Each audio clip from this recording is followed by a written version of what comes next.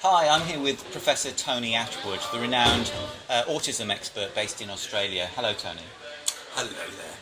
Can I begin by asking you, based on your experience and your expertise in autism, what actually is autism? Good question. Describe someone who's different for neurodevelopmental reasons. The brain is wired differently. But it means that the person finds other people very difficult to understand. That is, facial expression, body language, and so on. So the social world is overwhelming, confusing, and sometimes avoided.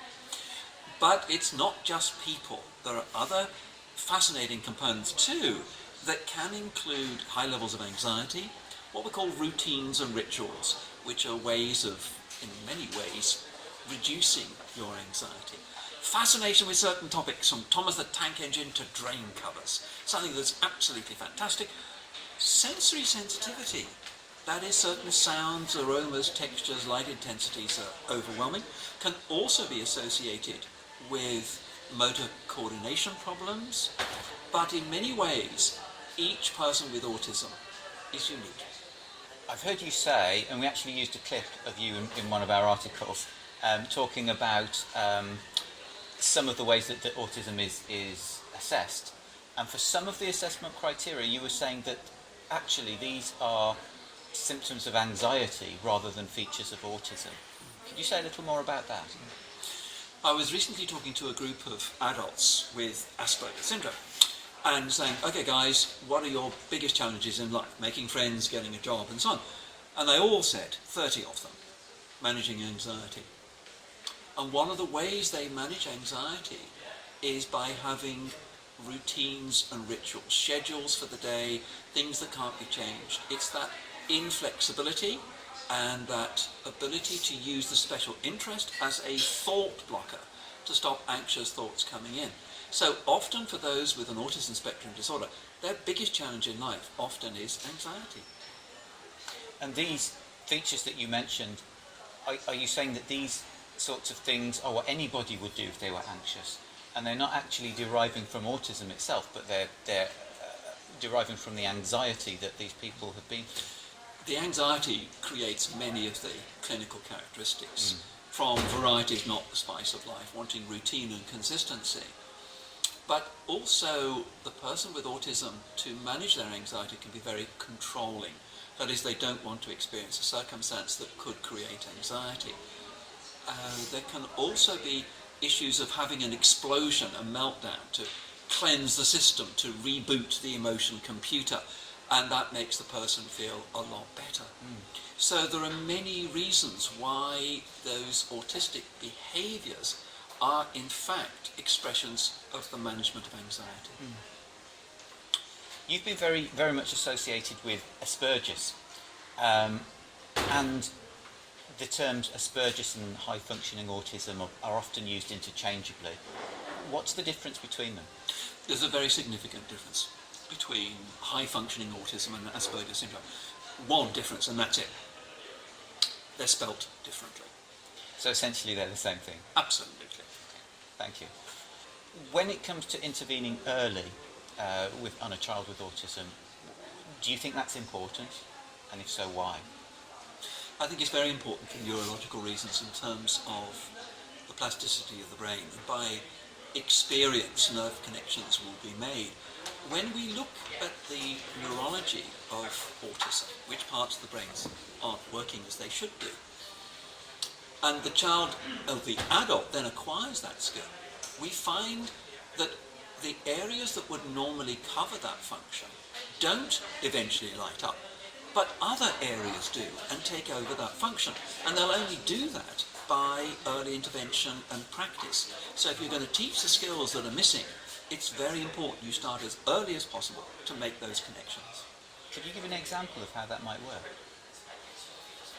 One of the aspects of social is to read a face, understand what people are thinking and feeling and so on. And when the person with high-functioning autism, Asperger's, is able to do that, it's processing time. You can tell that the person is intellectually working out what to do rather than intuitively.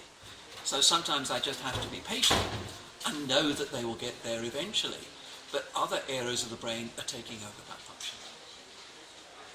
And is this always an intellectual function, or is it different in different situations? In some ways, it's a bit like learning to drive a car. Initially, it's intellectual. Change the gears, put the brakes on, etc. But eventually, you don't have to concentrate on what your feet are doing, what your hands are doing. You can actually concentrate on what's on the road. And eventually, you can drive talking or listening to the radio. So eventually, it becomes subcortical, but that takes a lot of time. So I don't want to put words in your mouth, but I just wondered whether you would take that a little bit further, and would you say that the intellectualization that you mentioned is a step towards unlocking the intuitive ability to do many of these things? An interesting question. It becomes fluent.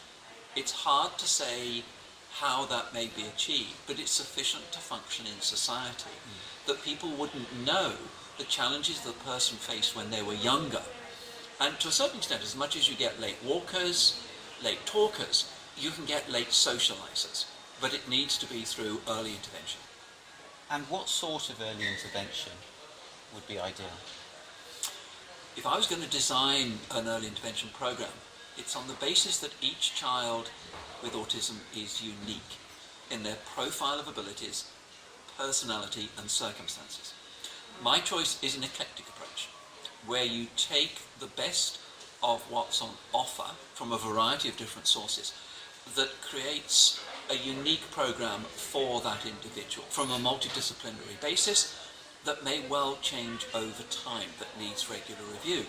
But it's multidisciplinary, but it's also based, I think, in part on the personality of the child, of who are they, who's the person who has autism, and what would be an appropriate program for that person.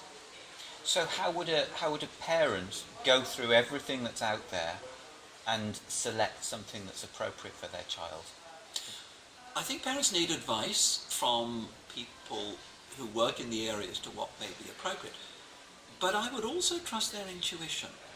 Often parents have been observing their child for a long time. Technically, it takes 7 years to get a PhD. So if the child is 7, I say to parents, you have an honorary PhD in the study of your child. You know them, you know their personality, you know that works. That is absolutely invaluable. So sometimes it is intuition from the parent's perspective of thinking, yeah, that will match it, or they may equally say, no, no way is he going to do that.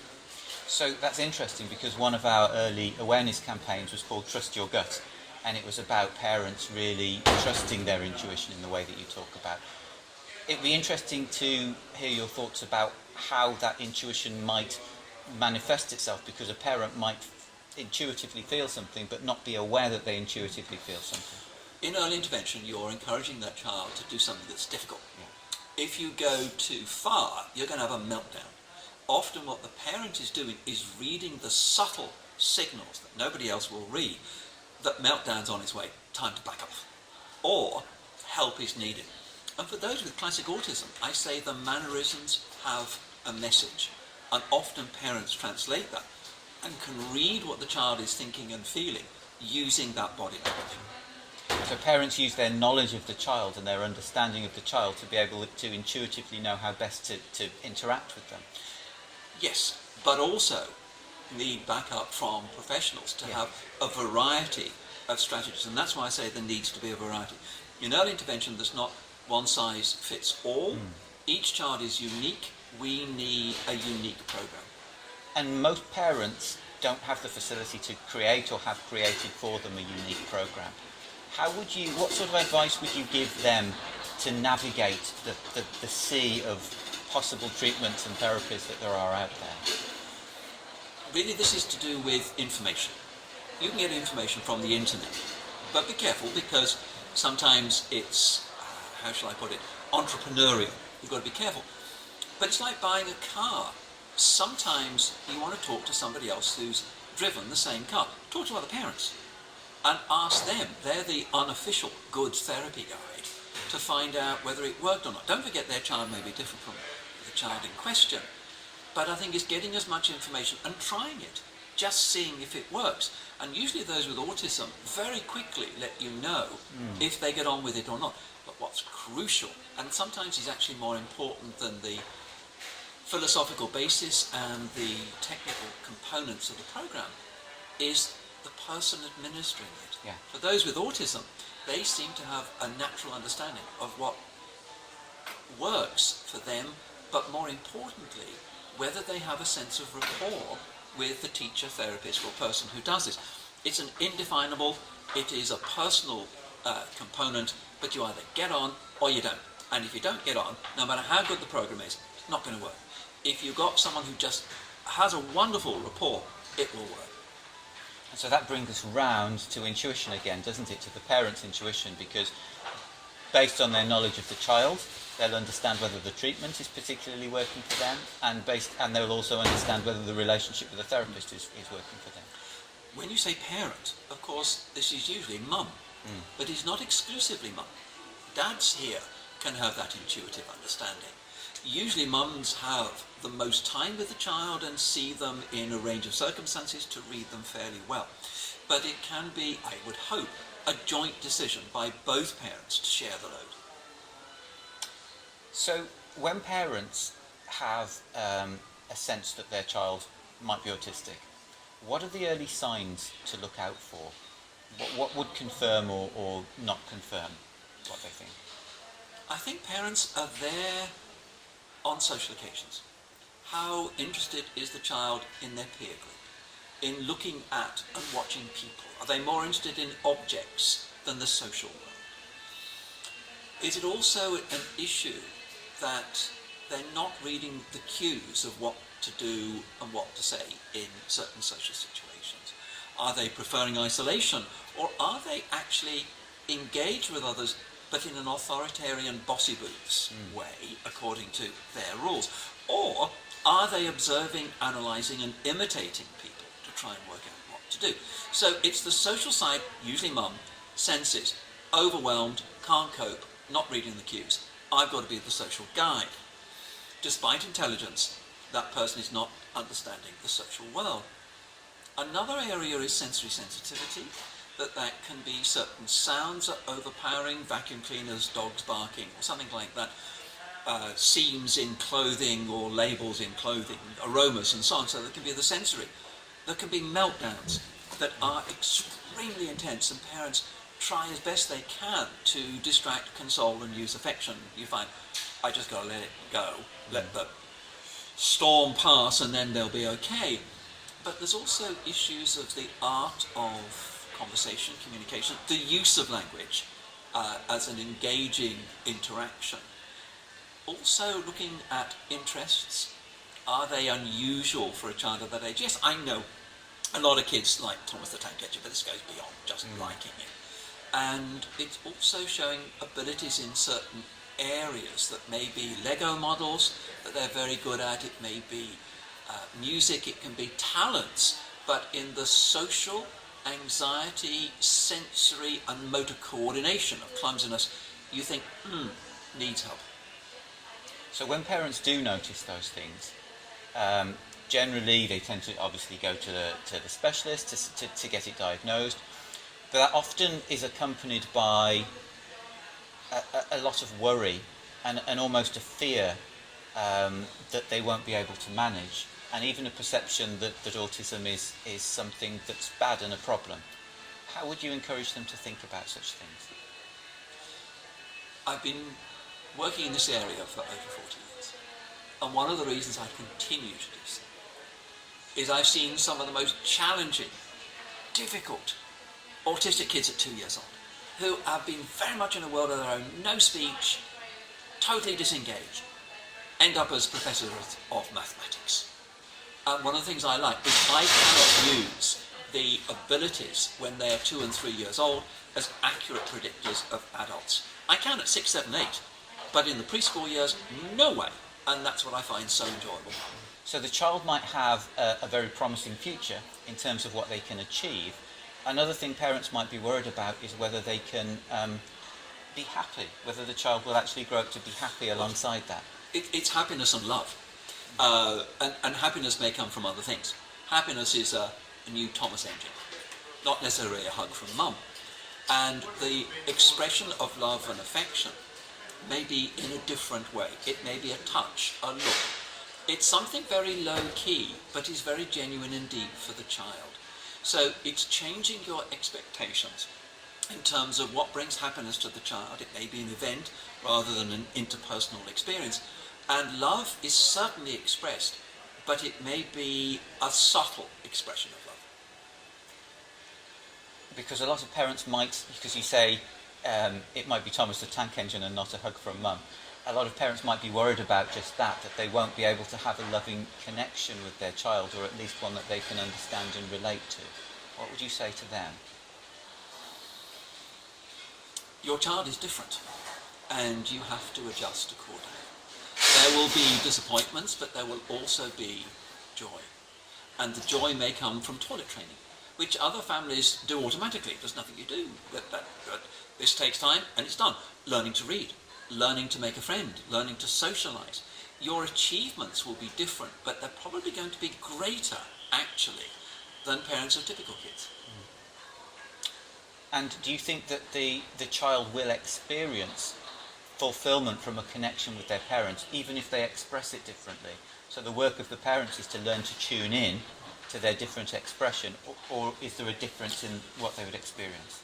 I think for parents, the greatest gift they can give their child is love. And to know that despite their autism, they're loved for who they are.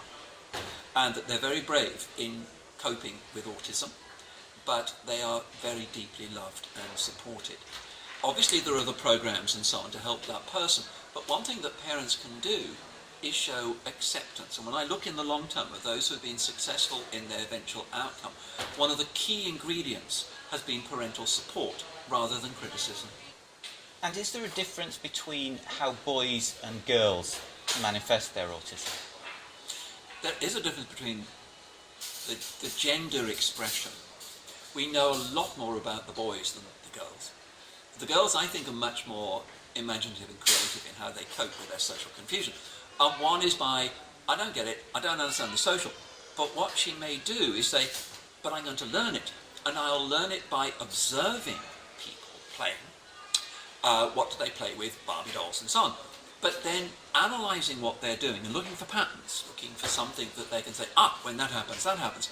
And then they imitate it and they wear a mask, which often delays diagnosis because they're actually coping quite well, but they've had to learn it. So sometimes the early intervention program, the girls have started already themselves. Okay.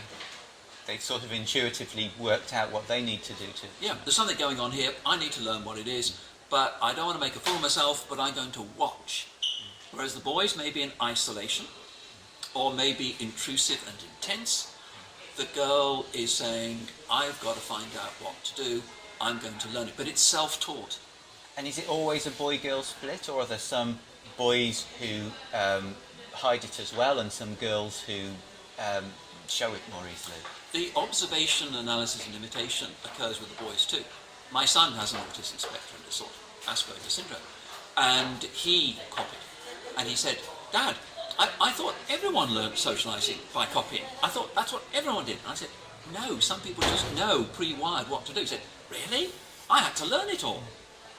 Finally, what single piece of advice, if you could give to parents of autistic children, that they could do to improve the quality of life of their autistic child? Love them and have fun with them. Enjoy the world, explore things, enter the child's world.